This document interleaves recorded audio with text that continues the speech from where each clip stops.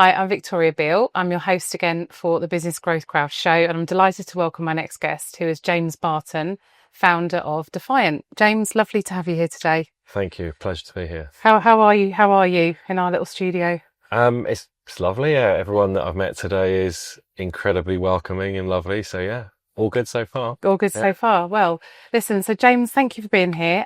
Just tell us a bit about you first and your childhood, then we'll talk more about DEFIANT and what you're trying to do there. Sure. Well, started out. I'll go back as far as primary school. Yes. I was absolutely in the shade of my sister, who was super academic. You know, like the perfect daughter. A couple of years younger than her, and as soon as I went into primary school, I could, like, right from the beginning, I can remember being somebody that would be the chatterbox in class. All I was doing was thinking about football, like literally every single second of the day, and I could be very interested and I could concentrate in things that I enjoyed. But the minute I wasn't interested in them, I was the chatterbox. I was a bit of a clown in school, and realized very early on that I wasn't going to be fitted in traditional boxes of education the way, education is. And then from that went on to secondary school, had a further discovery that me sitting listening to certain subjects which I wasn't interested in didn't really work for me, despite wanting to, of course. And then when I left school, all I knew is I needed variety in my life. I couldn't just wake up and just expect the same routine every single day. So I went to study to be a police officer. So I did a national diploma. Right. And that's when I really, because through primary school and especially secondary school, I had weight challenges. Right. I was, for want of a better word, I was bullied for several years. So it really kind of knocked my confidence. Yeah.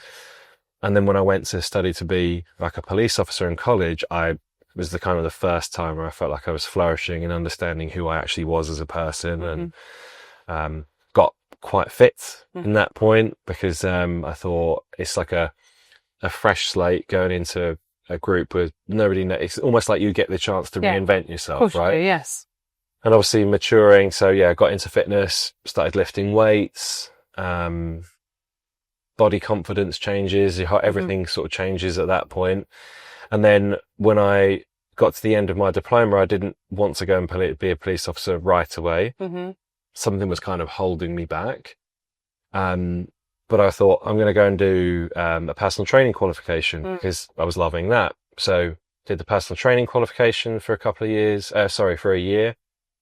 And then I also thought, okay, I'm not quite done. I'm actually really starting to enjoy education, because I was doing something which I wanted to do. I was interested in it. Yes, yeah. Didn't do too well at GCSE level. A few C's, a few B's, D's, E's. But I got a distinction at college, so I was really kind of understanding what it actually meant to work hard for once. Yeah. And then went to university to do sports science and business.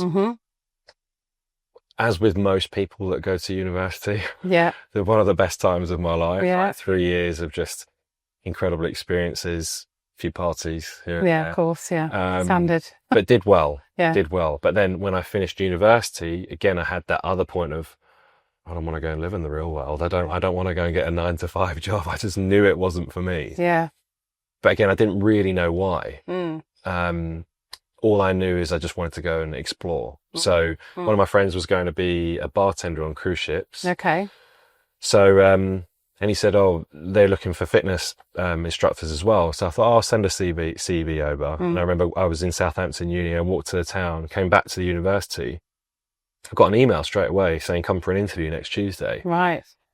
So went over to Watford, did a 2-week crash course in teaching yoga, Pilates, spinning, how to teach detoxification, wellness seminars, Brilliant. like get all the scripts in your head, just get put out on a boat in the middle of the ocean. And they gave me an assignment of Hawaii. Oh, no. So Poor thing. I was in it was miserable weather in the UK. Yeah. Like it was Baltic cold. I remember it so clearly. Yeah. And then got flown over to LA. And then from LA flown over to Maui. Right. And I can remember was driving down, well, I wasn't driving down, the taxi was driving down, and I got round and I saw the ocean, and he said, "That's your ship out there." And I looked out into the ocean. It was this tiny little ship. All right. But then you get down and down and down, and get closer and closer, and then you're looking up at this thing, and I'm like, and I can remember that there was a core memory. I remember thinking, what have I done? What have I done?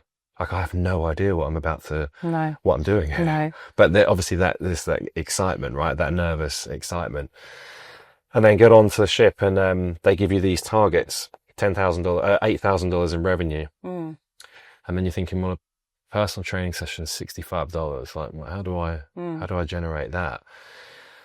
But those are your targets, and the what's the word? The culture on cruise ships is so revenue driven. Exceptional service standards that you need to meet to deliver, because cruise ship guests are very demanding, rightfully so. They're on holiday or vacation, as they say. And but I very quickly realized that my gift was actually to bring people in, to capture their imagination as quickly as possible, not to scaremonger them. No.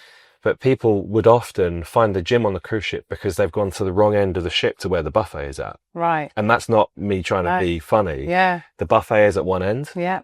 And the gym is at the other end of most cruise ships. Okay, interesting. So people would stumble across the gym, no intention of coming to do fitness, but I'd have to learn very quickly how to give someone kind of a snapshot without being like offensive, but give them an awareness of where their health was at. To get them to come back to a free seminar the next day, to hear all about detoxification, fat loss, different subjects which I'd be teaching, or a spin class to keep off some calories they're going to go and put on from all the indulgences they have on board. Yes. But that was a point I realized I had, audiences of people, and very quickly I realized how to teach people, not just spray them with loads of information. No. But do it in a way where I knew people were understanding what I was articulating. Very good. Right? Yeah. And from that, they would sit down, have detoxification consultations. I'd hook them up to a machine, tell them what state they're at, and then prescribe them a program through supplementation, exercise. And I broke all of the records that the company had. Wow. There was like 18 years of trading until that point, and I trebled every revenue target. Yeah. And that was when I thought, I know what I'm supposed to be doing now. Right. Sitting down with people, helping them kind of get out of their own way. Because a lot of people, they don't know that they've got an issue. And then for them to turn it around, for you to be credible and give them an authentic solution because a lot of salespeople, they just try and sell something to someone, right? Without really thinking about what that person needs. Exactly. But my focus is like, I'm not going to give you half-hearted results. Like, that's just not me. I'm not interested, because then I'm selling you something. I need to tell you exactly how bad things are at. And then I'm going to give you a program which is going to be almost tailored to you and your exactly needs. Truly bespoke. Yeah. And I was like, I have no interest in giving you a semi-decent program which costs a little bit less. This is what you need. Yeah. I'm not signing off on anything less. So people really, I guess, they really understood like my authenticity. I wasn't prepared to sell a cheap package for the sake of my own financial gain or the ship's gain. You were actually doing it for their benefit. Yeah. Because I had to know that if they were going to go home, they were going to do it properly. That's so I spent a lot of time with each guest, rather than lots and lots of different people. I'd spend a lot of time with their nutrition programming, looking at behaviors, really trying to develop them a full 6, 9, maybe even 12, 18-month program with the end goal of where they want to be, and reverse engineer it back with all the logical steps to get them the right changes. And really discovered my passion at that point for helping people. With, it's consultative fitness. Sales that we say. That's how we say that, right? Yeah. And it's amazing way people in sales don't technically work that way. I do, and I appreciate you're in the same mindset. So how did the whole Defiant thing happen then? As obviously we all experienced, everything culminates to where we are today. Yeah, I would absolutely say that all of that experience was so relevant, because when I finished it, and then I went back to land, buy land, I bounced between all these different jobs because I thought, I'm good at consultative selling. Yeah. And I was trying all these different roles that I was being recruited for and headhunted for. I worked for Colgate as an oral care consultant. I worked for Mars, which is quite a different type of company to be working for. But I went from all these jobs, always with good intentions. I'm going to get this career and I'm going to settle down. I'm going to be the perfect employee because I know what I can give and know what I can bring. But despite having good intentions, every 3 to 6 months, I'd always hit the same, I'd trip over the same thing. Like, I feel burned out. I'm not passionate about what I'm doing. I'm out working this guy and this person, and I'm showing up and trying to give everything, but nothing's really moving. I felt like everyone was in slow motion. And I really struggled with that for some time, for a number of years. And then I went back on occasionally to get cruise ship contracts because it was like an escape, going back to what worked before, what gave me fulfillment before. So during that time, I understood depression, because at this point I'd had a groin injury years before and a knee injury, so I couldn't play football. Oh no! Which was it was a huge thing for me. For you, I also had a couple of different relationships, and breaking up in relationships is always tough, right? So all of these things combined and not having the right career, I just felt, I don't want to label it as anything, but let's just say I was incredibly low for a number of years. And then I was at a point in my life, I'd just come off another contract on ships again because I went down to Australia to head up a fitness operation, sailing around Australia and New Zealand again. Yeah, amazing. Someone had to do it. Yeah. But during this time I'd met Sean, and Sean and I had very quickly had, I say very quickly, we had 3 very young kids, and Sean was just an incredible human being. The whole world, as I did, saw the exterior, what people can get very gifted because they convince themselves they're actually okay inside. But obviously she wasn't, because 2.5 years ago, when the kids, Isabel, Leo and Cole, they were 3, 5 and 7, we lost her. So terrible. Woke up on a Saturday morning, and police car showed up, and it's the scene that you see in movies, in TV shows, and it's the sort of thing that you never think could possibly happen to you. No. But here it was happening. Yeah. And I've spoken about it a lot now, and I used to get incredibly choked up talking about it. Yeah. And I'd be like game over for an hour or 2 or more. But I'm obviously well versed at talking about it now. It was 2.5 years ago. But when that happened, I was also at a point where I was working multiple different roles. I'd been doing a role where I'd pioneered a supplement technology into the UK from the States, which had approval, regulatory issues, and that business, which I'd built for a number of years and made me quite wealthy at that point, it just collapsed overnight. Right. So that happened. We lost Sean. Mental health related, I'm sure. That outlines how we lost her. Very, very quick. The world was in shock, as we were. And during that period, I was desperately low on confidence. We have 3 kids to look after as well. Yeah, it was 3 kids. It was, I was overly worked, overly stressed. So I had the ultimate dad bod. I was rocking it, I was not in a good place. And I was also paralyzed in hospital 3 months prior to it. Wow.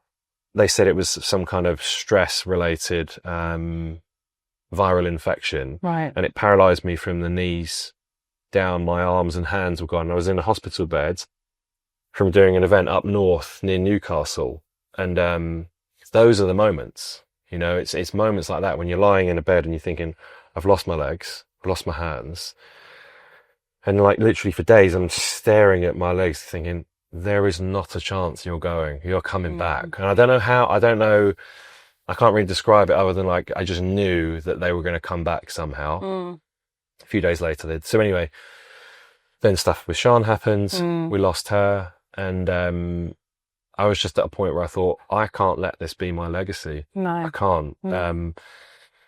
And there was some stuff around how she passed that I think with anyone that survives that, without getting into the other circumstances of it, there's a lot of anger and guilt and mixture of emotions that you feel when you lose someone that way. Yeah. And I couldn't I was like, I can't be a light to my kids. I can't be an example to them if I stay in this place of hate and resentment. And so I thought my only option is to crack on, you know. And the pain into power, as I say. Yeah, that's a really great way of saying it. Turn the pain into power. That really is really powerful. I can only because I've been there myself in a different, my own previous background. Yeah. Oh, okay. And you'll know about me soon. Absolutely. So we haven't had that discussion yet. Yeah, no. But I'm listening to you very intently because this is this is a massive challenge that you faced in your life, a big setback where you have the choice. You could either go down path A or path B, you know?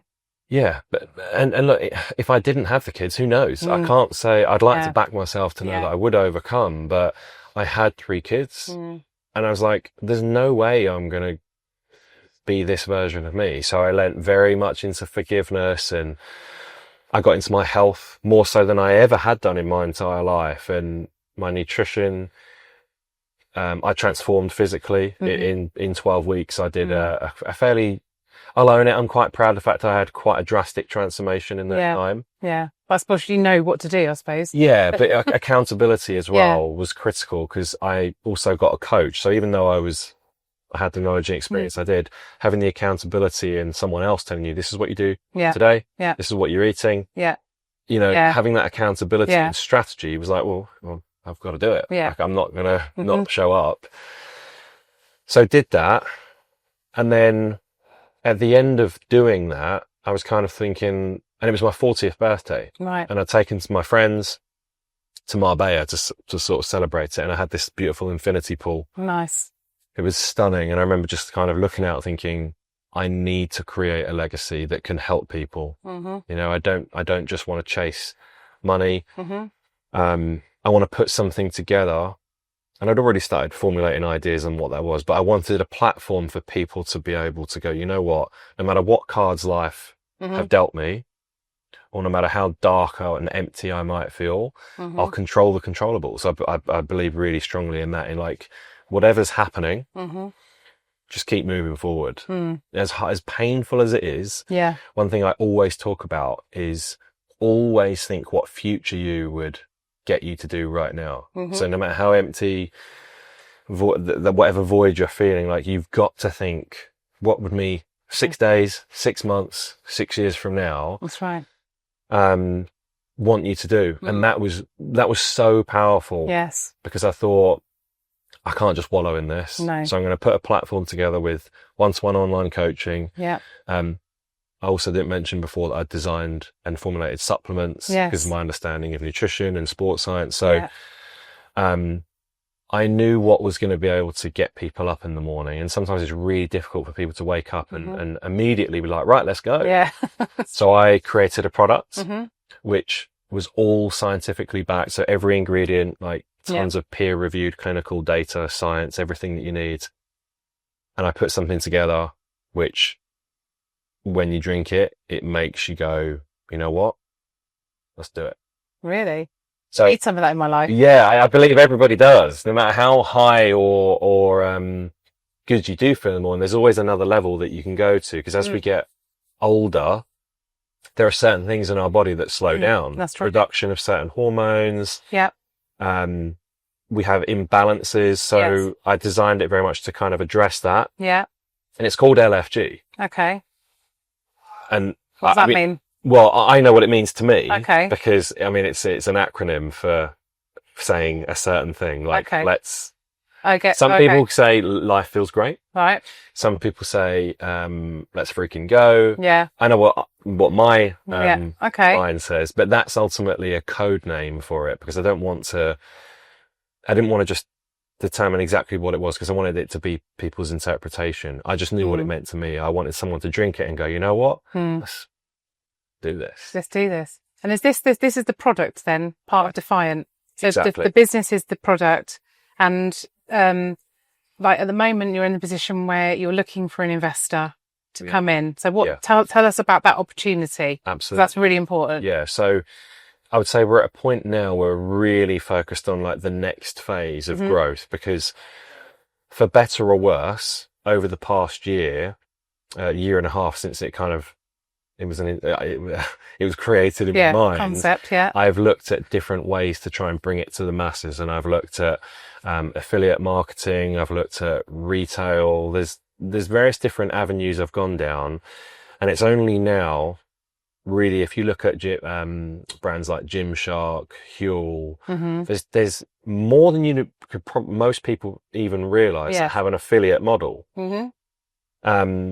So we're looking at that, and we're also working with a digital marketer as well. We've got an amazing opportunity now, having and LFG, by the way, is I'm currently in the process of evolving it. Okay. Something even more powerful, with new nootropics, with sort of more groundbreaking, up-to-date science with this, because I'm always going to keep evolving it to help people. Yeah. But we're at this point where we've developed all of our branding, our infrastructure. We're now set up to really truly distribute globally as well. Yeah. We have put so many things in place. I would say that I underestimated how long it would take to set something up of this magnitude. Yeah, it's nice having the idea. Oh, that's going to work, but when you put in practice, it takes a lot of expensive lessons and learnings along the way. But we are now at a point where everything is so streamlined. The branding, we're about to reveal that actually. Everything is now at the point where it's about to go nuclear. Brilliant. I've also brought in somebody over in the States who's prolifically successful to come in to work in strategy with me as well. So we're working in UGC campaigns, an amazing digital marketer, and so much exciting stuff to develop the offering of because what I don't want to do is keep it so it's just one-to-one online coaching. So the two products are LFG, which is a physical drink product, and it's a cognition drink to wake you up and make you feel inspired and motivated in the morning. And then we have one-to-one online coaching with a few different tiers of price points, of course. But over this year, I thought, you know what? Not everybody wants to go to a gym. No. There are so many people that, I think we've all been there. We feel nervous about going into a gym. So I've also developing with a number of incredible people, which I've met throughout the years, and not necessarily I've been in contact with all the time, but made a great connection with, for example, I've got someone that is world renowned with Pilates. Right. Okay. And she wants to get involved so that we can then stream that into people's homes. Nice. If you think about how Peloton is, with live classes, but then also content that you can log on and take part in any time, that will be our offering as well. So it won't just be one-to-one online training. It's going to be Pilates, yoga, like boot camp classes, stuff that people can do from their own home, so that everybody has an opportunity to start out their journey without intimidation, overwhelm, and gradually ascend to this point where, and also I'm going to be developing education platform at the same time as well, because I don't just want to get someone beasted and have a workout in their own home. I want them to understand about their health. That's right. And like drip feed the information in, so that whether it be a month or 5 years from now, someone has learned all about their body. They know how to eat properly, not just how to eat properly generally, because everybody's different as well. So what will intermittent fasting work for them? Does their body respond better to different food groups, higher in fats and protein rather than carbs? So I want everybody to go on this journey. This is obviously the goal, which we're going to look to execute, so that people can pass that on to their kids and their kids and their kids. We want to create a global impact with it. I don't just want to sell a product. No. It's about the movement. It's about inspiring people. Ultimately, those are the controllables, right? But the whole reasoning behind DEFIANT is so much deeper than that, right? Because DEFIANT is obviously born for me out of tragedy, out of loss, but being able to go, you know what, I have been dealt bad cards. I do feel this way when I wake up, but you know what, I'm going to do it anyway. That's right. I'm going to move forward against all the odds. Yeah. So that's truly what Defiant means. Yeah. And I know, you know, I think there's many of us that are like this. We've already seen the future and the ripple effect of change that we're going to create around the world. It's just we're now at that kind of ignition point. Yes. So we're looking to get investment into, to really, you know, invest into obviously the right people, but most importantly, growth. Yes. To just blow this thing up and have millions of eyes on it, because I know that if someone can overcome that and become defiant, like truly embody what that means, develop this armor within them, that is something you can pass on. That's right. To others. Yeah. Whether it's being and treating yourself better, or whether it's our partner, our kids, that's the legacy that we want to create with it. Fantastic. Well, I mean, all I will say is this sounds like an amazing company to invest in. So if there are any investors watching this day, if you want to speak to James and hear more about this, how will they get in contact with you? So I can be contacted via my email, my phone. I will literally speak to anybody that wants to bring value or hear about what we're doing. We've also got the website, which is livedefiant.com. We've also got our Instagram handle, which is Defiant Corp. Defiant CORP. Or they can obviously reach out for contact details for me directly. I will speak to anybody that wants to play a part. Fantastic. Well, I think we'll stick the email address and James's numbers on this particular video. But James, listen, thank you once again for joining us today. It's been really lovely knowing more about you and this evolution. And I wish you all the very best. And whatever we can do to help, then we're here. Thank you so much. Thanks for having you as our guest. Thank you. Cheers.